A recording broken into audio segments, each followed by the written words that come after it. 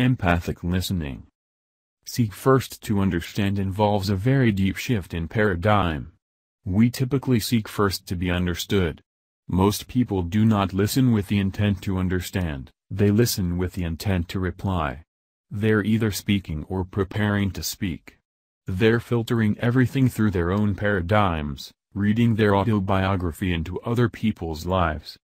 Oh, I know exactly how you feel. I went through the very same thing. Let me tell you about my experience. They're constantly projecting their own home movies onto other people's behavior. They prescribe their own glasses for everyone with whom they interact. If they have a problem with someone, a son, a daughter, a spouse, an employee, their attitude is, that person just doesn't understand. A father once told me, I can't understand my kid. He just won't listen to me at all. Let me restate what you just said, I replied. You don't understand your son because he won't listen to you? That's right, he replied. Let me try again, I said. You don't understand your son because he won't listen to you? That's what I said, he impatiently replied. I thought that to understand another person, you needed to listen to him, I suggested. Oh, he said. There was a long pause. Oh, he said again, as the light began to dawn. Oh, yeah. But I do understand him. I know what he's going through. I went through the same thing myself. I guess what I don't understand is why he won't listen to me. This man didn't have the vaguest idea of what was really going on inside his boy's head. He looked into his own head and thought he saw the world, including his boy. That's the case with so many of us. We're filled with our own rightness, our own autobiography. We want to be understood. Our conversations become collective monologues, and we never really understand what's going on inside another human being. When another person speaks, we're usually listening at one of four levels. We may be ignoring another person, not really listening at all. We may practice pretending. Yeah. Right. We may practice selective listening, hearing only certain parts of the constant chatter of a preschool child.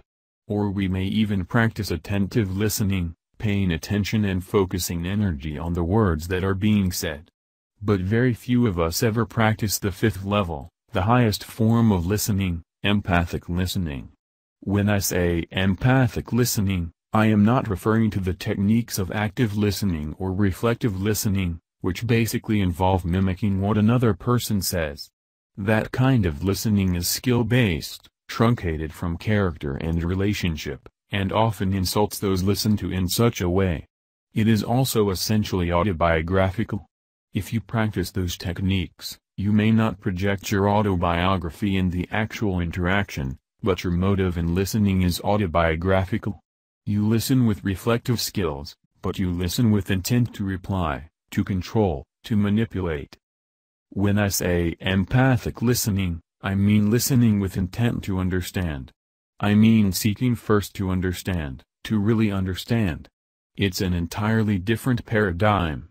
Empathic, from empathy, listening gets inside another person's frame of reference.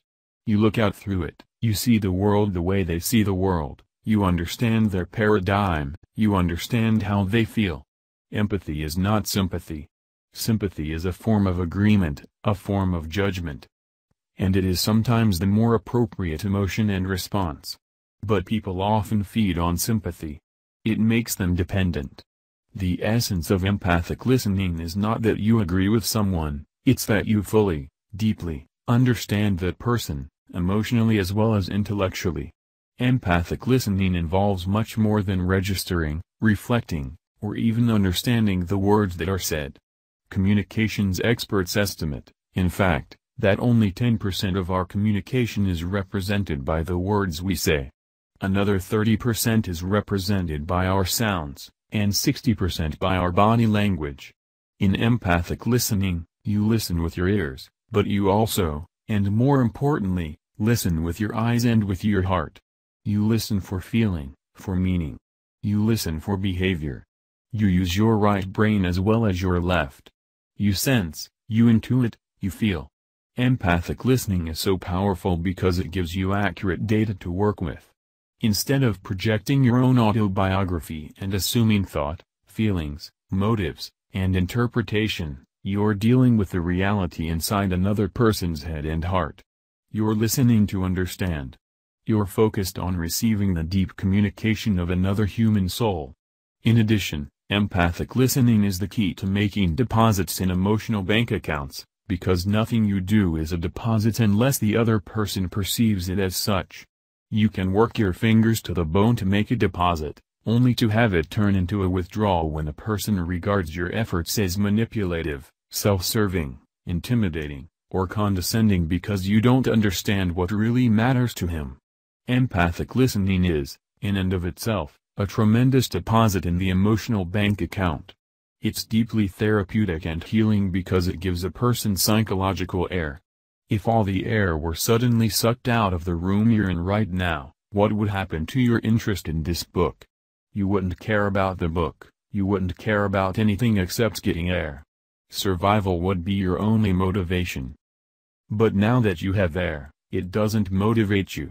This is one of the greatest insights in the field of human motivations. Satisfied needs do not motivate. It's only the unsatisfied need that motivates. Next to physical survival, the greatest need of a human being is psychological survival, to be understood, to be affirmed, to be validated, to be appreciated. When you listen with empathy to another person, you give that person psychological air. And after that vital need is met, you can then focus on influencing or problem solving. This need for psychological air impacts communication in every area of life. I taught this concept at a seminar in Chicago one time, and I instructed the participants to practice empathic listening during the evening. The next morning, a man came up to me almost bursting with news. "Let me tell you what happened last night," he said. "I was trying to close a big commercial real estate deal while I was here in Chicago.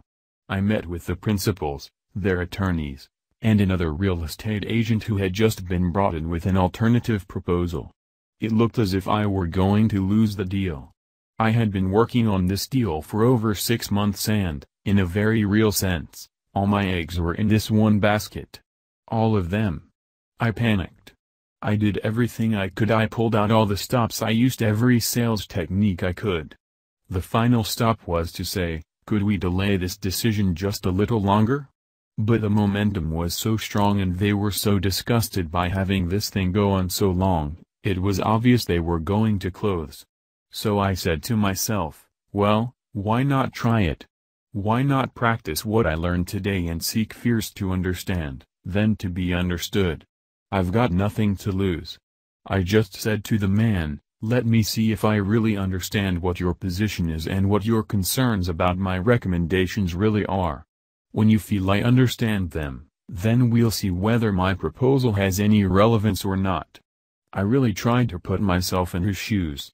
I tried to verbalize his needs and concerns, and he began to open up. The more I sensed and expressed the things he was worried about, the results he anticipated, the more he opened up. Finally, in the middle of our conversation, he stood up, walked over to the phone, and dialed his wife. Putting his hand over the mouthpiece, he said, "You've got the deal." I was totally dumbfounded, he told me. I still am this morning. He had made a huge deposit in the emotional bank account by giving the man psychological air. When it comes right down to it, other things being relatively equal, the human dynamic is more important than the technical dimensions of the deal. Seeking first to understand, diagnosing before you prescribe, is hard. It's so much easier in the short run to hand someone a pair of glasses that have fit you so well these many years. But in the long run, it severely depletes both P and PC. You can't achieve maximum interdependent production from an inaccurate understanding of where other people are coming from. And you can't have interpersonal PC, high emotional bank accounts if the people you relate with don't really feel understood. Empathic listening is also risky. It takes a great deal of security to go into a deep listening experience because you open yourself up to be influenced. You become vulnerable. It's a paradox, in a sense, Because in order to have influence, you have to be influenced. That means you have to really understand.